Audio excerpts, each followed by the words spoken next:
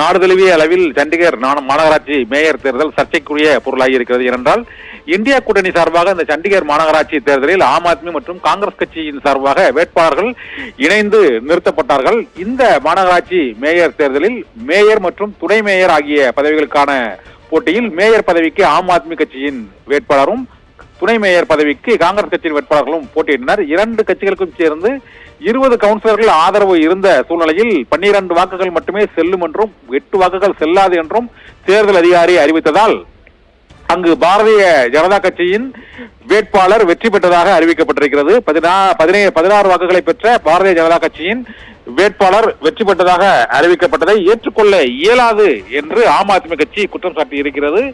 அகிலேஷ் யாதவ் உள்ளிட்ட இந்தியா கூட்டணியில் உள்ள முக்கிய கட்சியின் தலைவர்களும் ஒரு மாநகராட்சி மேயர் தேர்தலிலேயே இவ்வளவு தில்லுமுள்ளுகள் செய்யப்படுகிறது என்றால் மற்ற தேர்தல்களில் எந்த அளவுக்கு பாரதிய ஜனதா கட்சி மோசடியில் ஈடுபடும் என்று அகிலேஷ் யாதவ் கண்டனம் தெரிவித்திருக்கிறார்.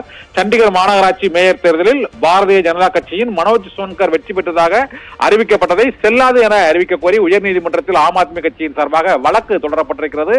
இந்த வழக்கை அவசர வழக்காக உடனடியாக விசாரிக்க வேண்டும் என்றும் அந்த மனுவில் கோரப்பட்டிருக்கிறது. இதையடுத்து நாளையே சண்டிகர் மாநகராட்சி மேயர் பதவிக்கான தேர்தல் அறிவிப்பு செல்லுமா செல்லாதா என்பது தொடர்பாக நீதிமன்ற முடிவுக்கு பின்னரே மாநகராட்சி மேயர் பதவியேற்கக்கூடிய சூழ்நிலை நிலவி வருகிறது.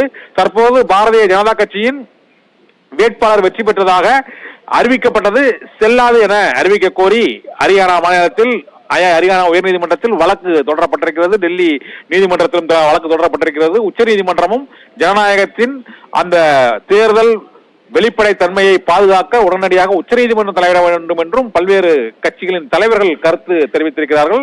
இந்த தேர்தலில் பாரதிய ஜனதா கட்சி 16 வாக்குகளை பெற்று வெற்றி பெற்றதாகவும் 8 வாக்குகளை செல்லாது என்று தேர்தல் அதிகாரி அறிவித்தது ஏன் என்றும் அது தொடர்பான வீடியோ காட்சிகளும் இப்போது வெளியாகி நாடு முழுவதும் பரபரப்பை ஏற்படுத்தி இருக்கிறது. தர்சிமா மனு.